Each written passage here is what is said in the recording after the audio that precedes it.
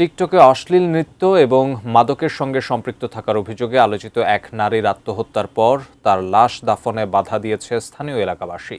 এমনকি ইজ্জতের অজুহাত দেখিয়ে নিজ এলাকাতেই মেয়ের লাশ দাফনে আপত্তি জানিয়েছেন তার বাবাও। আর এসব ঘটনাকে ঘিরে চুয়াডাঙ্গার দৌলতদিয়ার এলাকায় তৈরি হয় তীব্র উত্তেজনা। বিস্তারিত জানাচ্ছেন মেহেদী হাসান।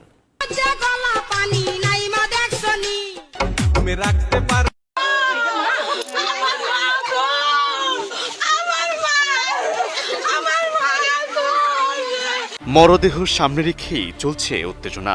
একদল মানুষ অনড়, কোনোভাবেই এই লাশ এখানে দাফন করতে দেয়া হবে না। স্থানীয়দের অভিযোগ, মৃত নারী টিকটকে অশ্লীল নাচ গান করতেন এবং মাদকের সঙ্গে সম্পৃক্ত ছিলেন।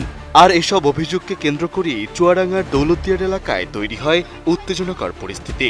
পরে প্রশাসনের সরাসরি হস্তক্ষেপে শেষ পর্যন্ত দাফন সম্পন্ন করা হয়। স্থানীয়দের দাবি, ওই নারী দৌলতদিয়ার স্থায়ী বাসিন্দা ছিলেন না। কয়েক বছর আগে পরিবার নিয়ে সেখানে ভাড়া বাসায় ওঠেন তারা। এলাকাবাসীর অভিযোগ, সামাজিক যোগাযোগ মাধ্যমে বিভিন্ন ধরনের ভিডিও তৈরি এবং মাদকের সঙ্গে সম্পৃক্ত থাকার কারণে দীর্ঘদিন ধরেই তাকে নিয়ে এলাকায় নানা সমালোচনা ছিল। আর সেই কারণ দেখিয়েই স্থানীয় কবরস্থানে তাকে দাফন করতে আপত্তি জানান অনেকেই। এতে ধীরে ধীরে পুরো এলাকায় উত্তেজনা ছড়িয়ে পড়ে।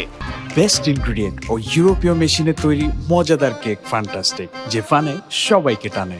আমরা চাচ্ছি আমাদের পারিবারিক বা আমাদের যে ৮ নম্বর ওয়ার্ডের যে গোরস্থান কবরস্থান আমাদের সবাই জনগণের, সে এখানকার অবৈধ এক কথাই। তার সে আমাদের ৮ নম্বর ওয়ার্ডে কোনো এনআইডি কার্ডও নেই তার, সেখানকার বাড়ির মালিকানাও না। তাদের বাপের বাড়ি রেলবাজার, রেলপাড়া, ওখানে কবরস্থান আছে, ওখানে দিক বা ওনার বাপের এলাকায় দিক, নাহলে ওনার স্বামী যেখানে আছে সেখানে দিক। আমরা চাচ্ছি, আমাদের এলাকাবাসী চাচ্ছে যে তার লাশ যেখানে দাফন না হোক। সে যেখানে মারা গিয়েছে তার স্বামী সে সেখানেও রাখেনি। তার আব্বা আছে একটা সদরপাড়ায় বাড়ি, সে সেখানেও মাটি দেবে না বলে সে বলতে চাচ্ছে আমাদের ইজ্জতের ব্যাপার, আমাদের গোষ্ঠীপালা আছে, এগুলা খারাপ হবে, ওই জন্য আমরা এখানে মাটি দেবো না, দক্ষিণ পাড়ায় দেবো। নিহতের ভাই বলেন, তার বোন গলায় ফাঁস দিয়ে মারা গেছেন এবং পরিবারের পক্ষ থেকে স্থানীয় কবরস্থানে দাফনের ব্যবস্থা করতে চেয়েছিলেন। এ সময় কবরস্থানের দায়িত্বশীলদের পক্ষ থেকে প্রথমে টাকা নেওয়া হলেও পরে সেই টাকা ফেরত দিয়ে সেখানে দাফন করতে আপত্তি জানানো হয়। মারা গিয়েছে, আমাদের বললো যে ৭,০০০ টাকা লাগবে কবরের জন্য, আর ১,০০০ টাকা দেওয়া লাগবে বাসের জন্য।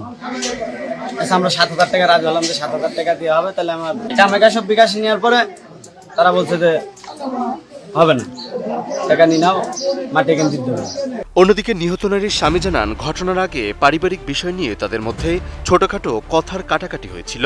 ঝগড়ার এক পর্যায়ে নিজ কক্ষে গিয়ে দরজা বন্ধ করে দেন তার স্ত্রী। আমার বলছে যে এই যে বাসায় তুমি গ্যাস নিয়ে আসবা, এসে লাগাই দিবা, তারপরে তুমি বাসায় যাবা, বাইরে যাবা। আমি এই কথা বললে আমি আবার বলছি যে তাতে কি হয়েছে, আমি একটু চা খাইনি বলে চা খাইতে আসছি, তাই এটা নিয়ে তুমি এত সিনক্রেট করো না, এত সিনক্রেট করার দরকার নেই। পরিস্থিতি নিয়ন্ত্রণে ঘটনাস্থলে যান প্রশাসন ও পুলিশ।